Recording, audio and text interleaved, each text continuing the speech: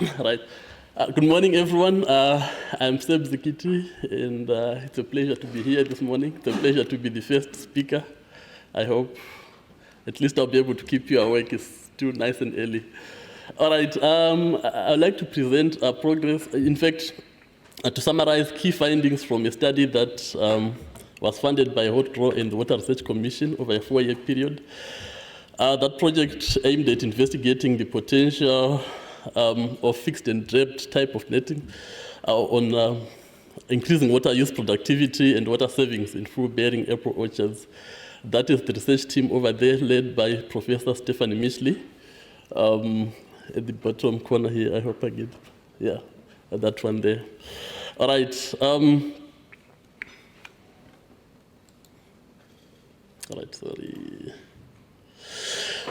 Shadness technology has been around for quite a few decades now. It's not very new technology.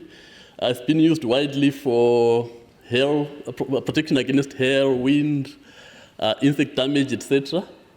But what is little known is actually the potential water savings that can arise from using this kind of technology. This was the main aim of this project.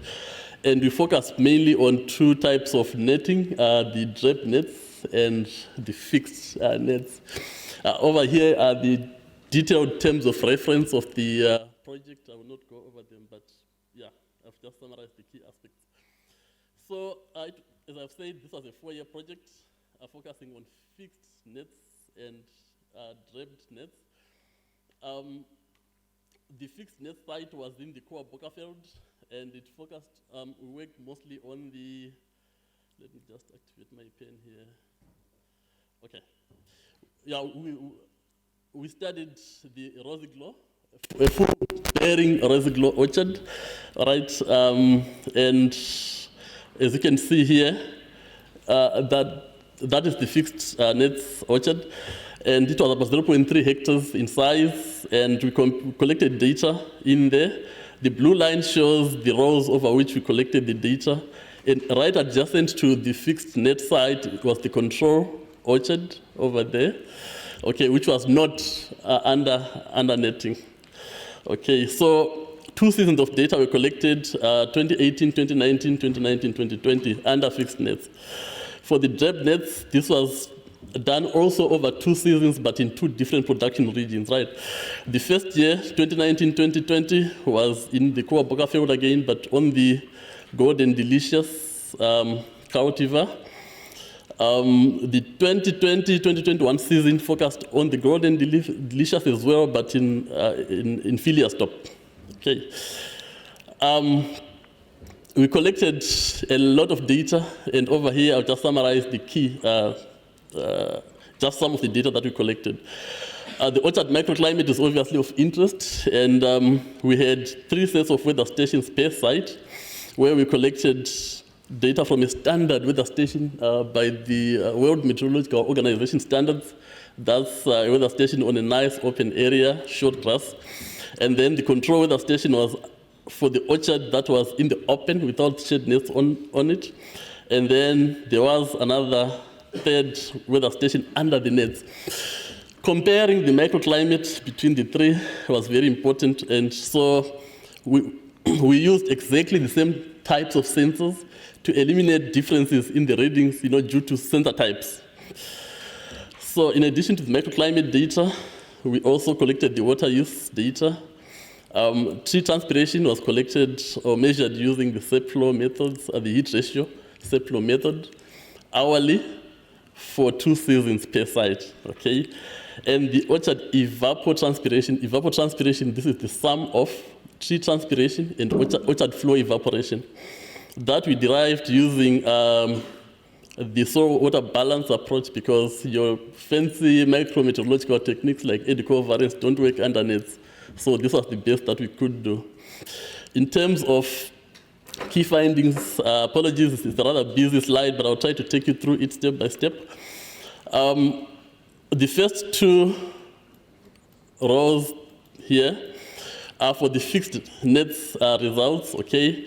And in terms of the transpiration comparison in both years, we can see that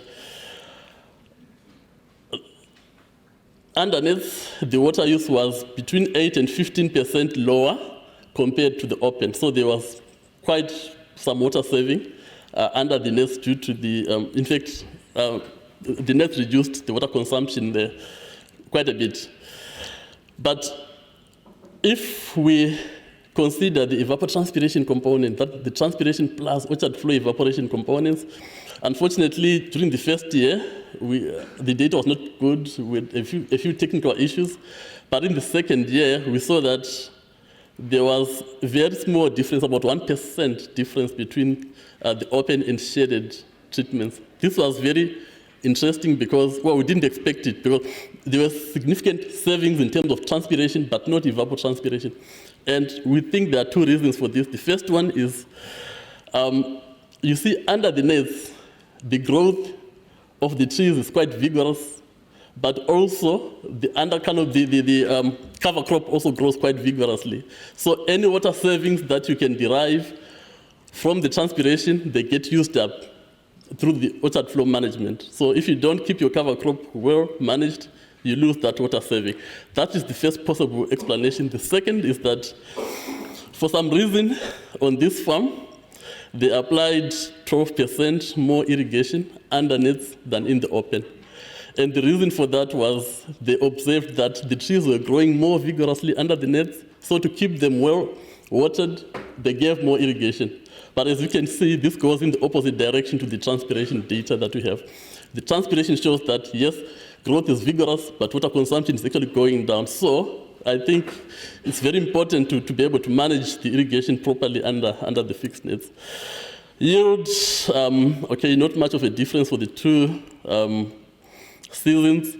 The physical water productivity, we define this as the amount of fruit, kilograms of fruit that you get per cubic meter of water transpired by your trees, okay?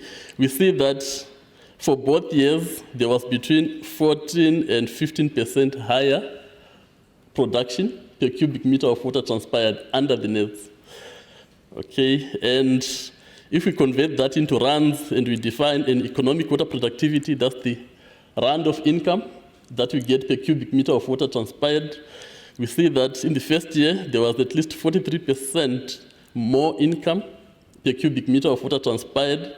Second year, about 21% more income compared to the treatment that didn't have the nets, okay? The evapotranspiration component, unfortunately, well, this follows what you see there, so I won't go into the details of that.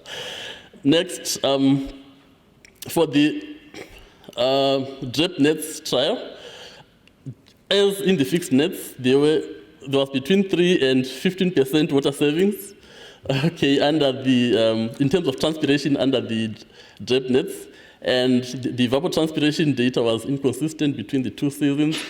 And other key aspects here, I can see my time is up, so I'll try to wind up. Okay, there was about the economic water productivity in transpiration terms was between 10 and 56% greater under draped nets than in the open. All right. Key take-home message from this study was that both types of netting changed the microclimate under the orchards, that's for sure. And we think that the size of the net is very important. In this study, we worked with a very small orchard, and we thought, well, it appeared that there was a lot of interaction between the outside microclimate and that under because the size of the nets were open. So the microclimate was not as mild as it can potentially be if the sides were closed. Okay, so 3 to 15% water savings. I've spoken about the differences in evapotranspiration. We think that very precise irrigation under nets is critical.